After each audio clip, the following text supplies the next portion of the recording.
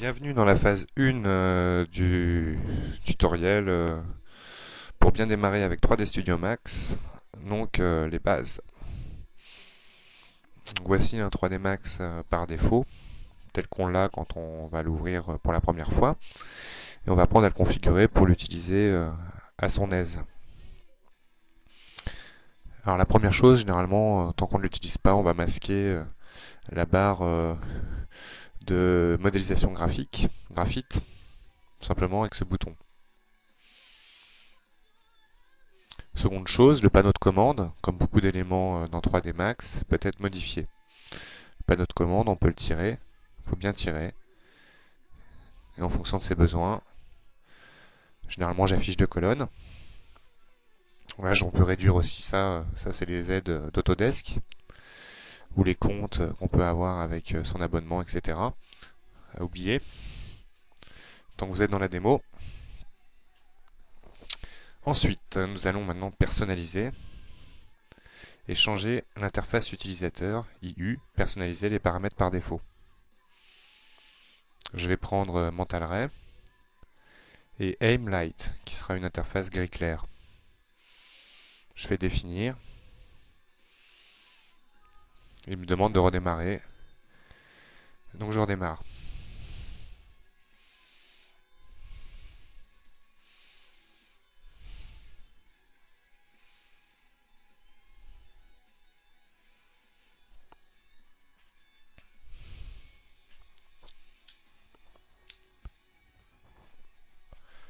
Ça prend un peu de temps. Mais en tout cas, voilà, l'interface est configurée en gris clair, avec Mental Ray, ce qu'on verra plus tard, qui concerne le rendu, l'éclairage, les matériaux. Donc maintenant, ce qui est intéressant, c'est qu'on verra que le jaune nous montre tout ce qui est actif par défaut. Par défaut, ce bouton-là n'est pas activé, par exemple.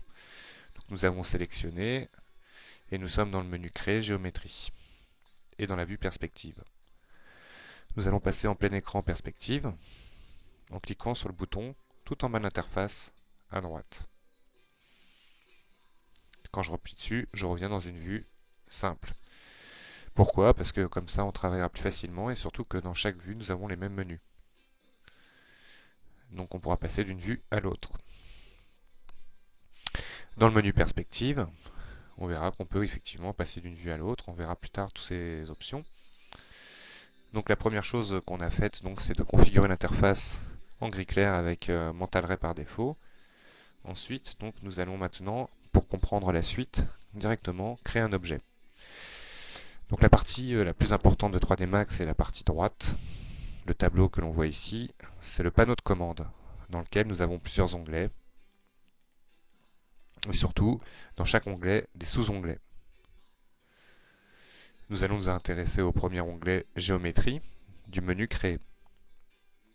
On apercevra qu'il y a des sous-menus. Pour l'instant, on s'intéresse uniquement aux bases. Donc dans la base, justement, nous allons créer une boîte.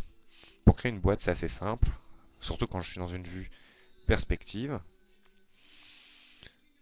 Je vais cliquer et glisser avec mon clic gauche de ma souris, lâcher ma souris et aller vers le haut ou vers le bas pour donner une hauteur positive ou négative.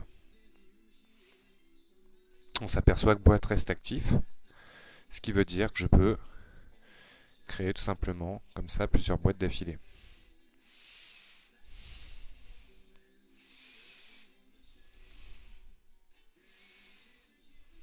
Voilà. On a une autre option qui est activable à partir du moment où on a choisi de créer un objet, c'est la grille automatique. Automatiquement, elle repérera l'orientation des objets dans la scène et permettra comme ça de construire un objet par rapport à un autre, aux surfaces d'un autre. Clic droit me permettra de sortir de la création. On constate que le dernier objet sélectionné a une espèce de cage englobante, simplement parce qu'il est sélectionné. Nous allons appuyer sur Z. Hop, automatiquement, on zoomera sur la sélection. Je vais cliquer dans le vide, pour faire un rectangle de sélection, en cliquant glissant. Et je rappuie sur Z. Je zoome sur l'ensemble. C'est déjà un premier moyen, comme ça, de se déplacer en sélectionnant un objet et en appuyant sur Z.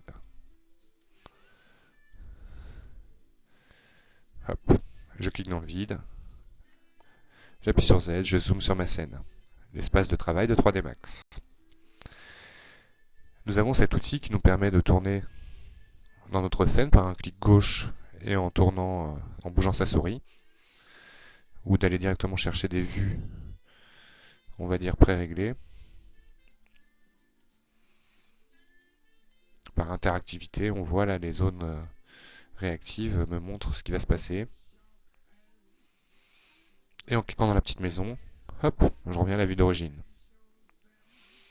Le mieux, c'est de savoir se déplacer sans utiliser cet outil ou sans aller chercher dans l'interface l'outil Orbite, l'outil panoramique vue ou l'outil Zoom. Le zoom, c'est tout simple, c'est la molette du haut vers le haut vers le bas. En appuyant sur la molette comme sur un bouton et en déplaçant la souris, je glisse. La même chose avec Alt qui est à gauche de la barre espace. Enfoncé, je tourne. Comme ça, avec ce qu'on vient de voir, par exemple, je sélectionne cette boîte-là, Z, Alt, bouton enfoncé, je tourne. Et je peux glisser. On voit que la souris peut sortir du logiciel. Voilà. Donc il faut s'entraîner. C'est une première base. Alt, molette, enfoncé. Molette enfoncée, je glisse. Je zoome en tournant la molette. Je clique sur un objet, je fais Z. Ça me centre sur l'objet. Je clique dans le vide. Je centre sur la scène. Voici la phase 1, vraiment des bases de 3D Max.